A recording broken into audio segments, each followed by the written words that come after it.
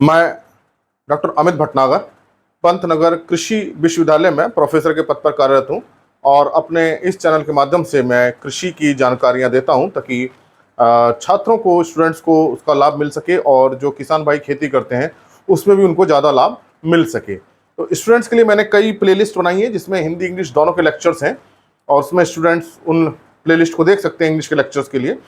और लेकिन जो एक मैंने अलग से एक प्लेलिस्ट बनाई है कृषि किसान, ये हिंदी में है और विशेष रूप से मैं किसानों के लिए ही इसमें चर्चा कर रहा हूँ।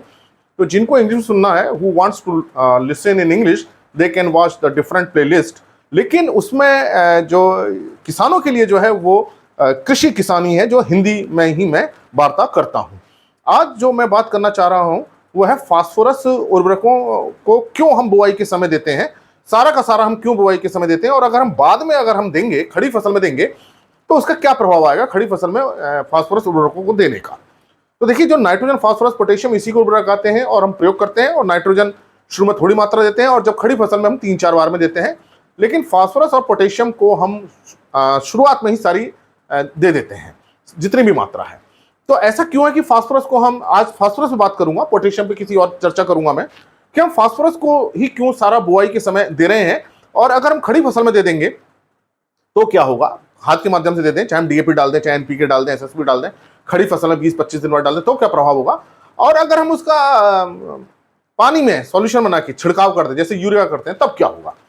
तो आज इसको आप पूरा सुनेंगे तो आपको समझ में आएगा कि फास्फोरस को हमें क्यों बुआई के समय पूरा देना चाहिए और खड़ी फसल में डालने से हमें कोई फायदा नहीं होगा। देखिए, जो फास्फोरस है वो बहुत एक्टिव होता है, वो इतना एक्टिव होता है, आप समझिए कि जो माचिस होती है, माचिस में फास्फोरस ही होता है और जरा सी रगड़ लगती है उसमें आग लग जाती है।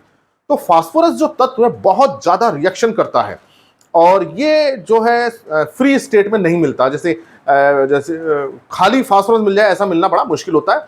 ये ऑक्सीजन के साथ या किसी दूसरे के साथ कुछ ना कुछ यौगिक बना लेता है।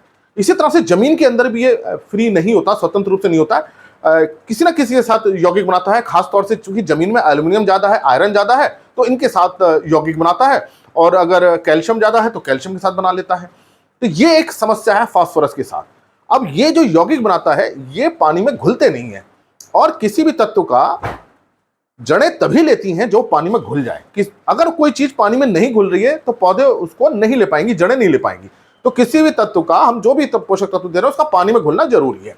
अब ये फास्फोरस हमने चाहे एनपीके के माध्यम से दी, चाहे हमने डीएपी के माध्यम से दी, चाहे हमने एसएसपी के माध्यम से दी, चाहे किसी भी माध्यम से दी, तो जो फास्फोरस उसकी होती है वो तुरंत जमीन में जाकर के, चाहे एल्युमिनियम है, चाहे लोहा है, चाहे कैल्शियम है, इन सब के साथ जो है अब घुलनशील हो जाती है, अब जड़ों को नहीं मिल पाती।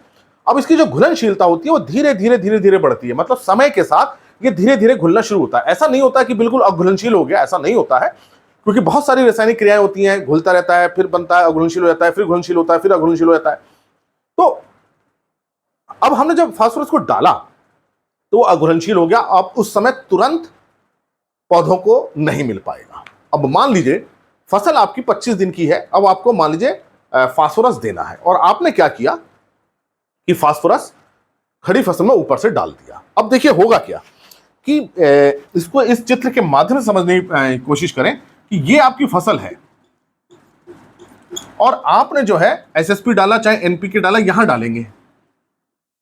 अब ये क्या है, पानी के साथ, इसका कहां होना जरूरी है, यहां जड़ में होना जरूरी है। अब ये किसके साथ आएगी, पानी के साथ नीचे आएगी, लेकिन ये पानी के साथ बहुत ज्यादा नहीं घुल पाएगी। ऊपर की जमीन में यहीं पे ही ऐसे घुलनशील यौगिक बना देगी कि वो नीचे नहीं जा पाएंगे। तो ऊपर की परत में फास्फोरस बना रहेगा लेकिन नीचे नहीं आएगा, जड़ें नीचे हैं और ये फास्फोरस यहीं बनकर रह जाएगा। यूरिया में अलग होता है, यूरिया चूंकि बहुत ज्यादा घुलनशील होती है तो पानी के साथ घुल के नीचे आ जाती है, तो यूरिया को तो हम डाल देते हैं क्योंकि पानी के साथ घुल के नीचे आती है, लेकिन फास्फोरस नहीं आता है। तो ऊपर की परत में तो फास्फोरस है जहां हमें जरूरत नहीं है और जहां हमें जरूरत है वहां फास्फोरस पहुंचे नहीं, तो ये खड़ी फसल में डालने का कोई भी आपको प्रभाव नहीं होगा। ये बात हुई। दूसरी बात यह है कि जब हमने किसी तरह से पहुंचा भी दिया, मान लीजिए हमने इसमें होइंग कर दी या मिट्टी को पलट दिया, किसी भी तरह से हमने कर दिया, खुरपी से कर दिया, फावड़े से पलटा दिया। अब यहां क्या है, जब ये फास्फोरस पहुंचेगा तो ये अघुलनशील रूप में है, पहुंच तो गया है लेकिन पानी में घुल नहीं रहा है। जब पानी में नहीं घुल रहा है तो जड़ों को नहीं मिल रहा है। तो पहली बात तो क्या है, ऊपर ही फंस गया जमीन में, जड़ तक पहुंचा नहीं। अगर किसी का हमने पहुंचा भी दिया तो वो पानी में नहीं घुल रहा, पौधे को नहीं मिल रहा। तो अब आप खड़ी फसल में अगर उर्वरक डाल देंगे फास्फोरस वाला तो पौधे को नहीं मिलेगा, तो आपको खड़ी फसल में नहीं डालना है। यही समस्या क्या होती है, जब हम पानी में घोलते हैं उर्वरकों को और इसका पानी छिड़काव करते हैं तो भी वो पौधों की पत्तियों के द्वारा नहीं ले पाता है। तो फास्फोरस को आपको पत्तियों पे भी नहीं डालना है। पत्ती पे आप फास्फोरस डालेंगे तो पौधा उसको नहीं ले पाएगा, क्योंकि जिस रूप में वो लेता है उस रूप में पहुंचेगा ही नहीं पत्ती तक, तो वो पत्ती से भी वो नहीं पहुंच पाता है। तो अब आपका खड़ी फसल में अगर आप छिड़काव कर रहे हैं तो भी नहीं पहुंच रहा है, क्योंकि पत्ती जिस रूप में लेती है उस रूप में है ही नहीं पानी में घुलने के बाद वो, और जमीन में जो है अघुलनशील हो जा रहा है।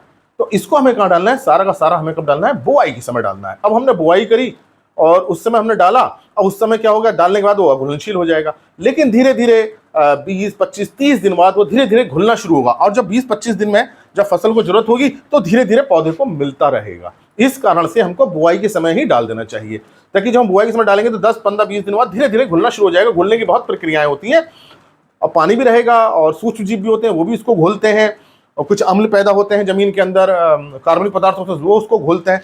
इस कारण से जो है हम बुआई के समय पूरा फास्फोरस दे देंगे तो हमको जब पौधे को जिसकी जरूरत है 20 दिन बाद, 25 दिन बाद, तो वो उतना मिलना शुरू हो जाएगा। अब मान लीजिए पौधा में फूल आ रहे हैं और फास्फोरस की उसकी जरूरत है, उस समय हम खाद डालें फास्फोरस वाली तो मिलेगी नहीं, क्योंकि वो घुलनशील हो गई। तो ऐसी समस्या से बचने का यही उपाय होता है कि आप फास्फोरस को शुरू में ही बुआई के समय डाल दीजिए। अब देखिए क्या है, मान लीजिए कि हमारा खेत, इसको फिर मैं एक चित्र के माध्यम से आपको समझाना चाहूंगा कि मान लीजिए खेत है हमारा और इसमें हमने फास्फोरस डाल दिया, पूरा हमने खेत में बिखेर दिया। अब देखिए खेत में हमने बिखेरा तो पूरे खेत में मान लीजिए फास्फोरस बिखर गया। अब फास्फोरस जहां पड़ता है वहीं रहता है, चलता नहीं है उस जगह से। ये फास्फोरस के साथ बड़ी कमी है, नाइट्रोजन तो घूमती रहती है जमीन के अंदर, लेकिन फास्फोरस जहां पड़ा वहीं बैठ गया, ये एक समस्या है। तो जब बैठ गया तो कहीं ज्यादा नहीं चलेगा, हल्का फुल्का चलेगा। तो अब क्या है कि यहां हमने डाला, मिट्टी में जहां था वहीं जाके फिक्स हो गया, घुलनशील हो गया, हिल नहीं पा रहा है। अब हमने कहा फसल बोई, फसल तो हमने यहां बोई है, इस वाले जो नीला नीला ये मैं दिखा रहा हूं, फसल हमने यहां बोई है। तो जहां हमने फसल बोई है जड़ें भी वहीं होंगी। अब देखिए जड़ें कहां हैं, जड़ें तो इस वाले क्षेत्र में है, तो इस वाले क्षेत्र में जो फास्फोरस होगा वही मिलेगा। अब ये जो क्षेत्र है बीच वाला, दो पंक्तियों के बीच का, इसमें जो फास्फोरस चला गया वो तो फसल को मिला ही नहीं। यहां तो खरपतवार उगते हैं उनको मिल गया, तो जो फास्फोरस हमने फसल में देना था उसका थोड़ा सा भाग ही मिला, बाकी भाग तो खरपतवार को मिल गए। तो ये जो समस्या है फास्फोरस की, एक तो पानी में घुलता नहीं है, बड़ी मुश्किल से जो इसके यौगिक बनते हैं वो घुलते हैं, और जहां है वहीं पड़ा रह जाता है।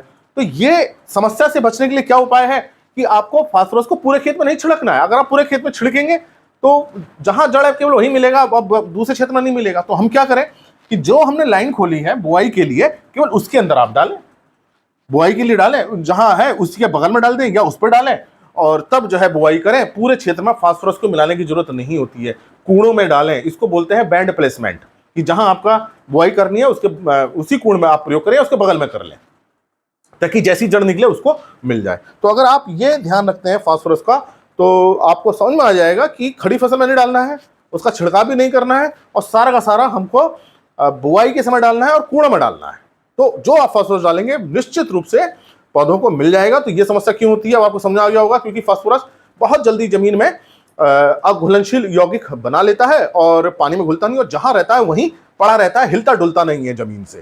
तो हम ऐसे क्षेत्र में डालें फास्फोरस को जहां जड़ें आती हैं पौधों की, तो जैसी जड़ें निकलेंगी तुरंत जो है फास्फोरस को पकड़ लेंगी। तो वो क्षेत्र कौन सा होगा, जहां हमने बीज बोया है वहीं तो जड़ें निकलेंगी। तो आपको पूरे खेत में नहीं डालना है, नहीं तो खरपतवार उसका प्रयोग कर लेंगे और हमको उतना लाभ नहीं मिलेगा। तो आशा है कि आपको ये मेरी बात समझ में आई होगी। अगर ये बात आपको समझ में आई है और ये मेरी चर्चा आपको अच्छा लगी है, तो आप इस चैनल को सब्सक्राइब कीजिए और लाइक कीजिए, और कमेंट में अपना कोई प्रश्न है उसको लिखिए, और जो आपके अन्य साथी हैं उनके साथ भी इस चैनल को, इस वीडियो को शेयर कीजिए, ताकि ज़्यादा से ज़्यादा लोगों तक अच्छी जानकारी मिल सके और वो खेती का लाभ ले सके।